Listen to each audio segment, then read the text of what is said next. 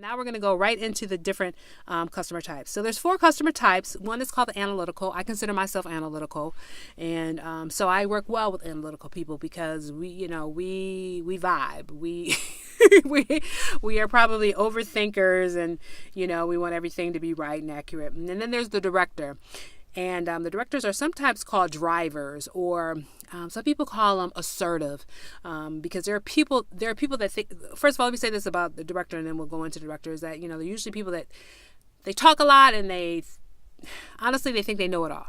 And so then there's the expressive, and the expressive people are people that are just like, they're highly expressive. They're they're kind of woo woo. They're kind of all over the place.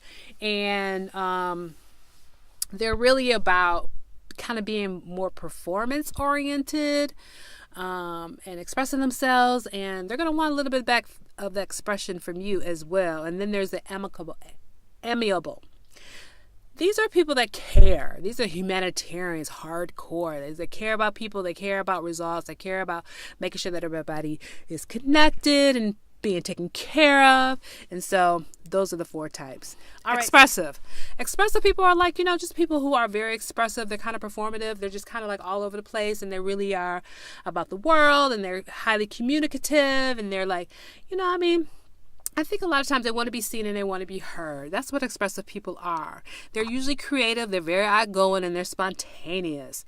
And they rely on their intuition. So if they've called you for a consultation call, trust that something in them is saying, you know what, I can work with this person. So don't be intimidated by them. Although a lot of times they will feel a little bit much. Don't feel intimidated by them. They value mutual respect, loyalty, and friendship. And I will say this about this customer type. They will be loyal to the ends of the earth. So, just know that. And these are the kind of people that you're going to get your kind of probably your best testimonials from, because once they love you forever. But don't ever renege on your offer, because then you'll be done with them, and they'll be done with you. So what is their need? What are these expressive need? They need personal approval. They need to know that who they are matters, and that you are choosing them like they're choosing you.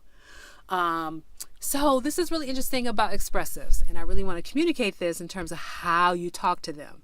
Now, remember when we were dealing with the director, we had to be specific. You're probably going to use facts and figures and specific numbers and outcomes and metrics. Not with the expressives. Expressives want you to do general overview summary.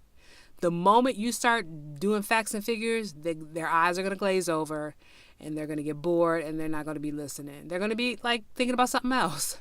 So be careful about how you communicate with expressives, because they do not want all that specific information, but they want general information. I would say drop in specific information every now and then, but for the most part, just give them the summary statement, and they will be all right with that. And when you do your contract, you're going to have to really it's going to be a thin line between trying to let them know, like, these are the exact expectations, and then summarizing the expectations. But, that's something that you will evolve and learn how to do in terms of communicating with expressive. Also, one of the best ways, I wrote this down. I'm so happy I wrote this down. One of the best ways to communicate with expressives is to present them a case study. So walk them through an example. They like that. It's like storytelling. They like a good story.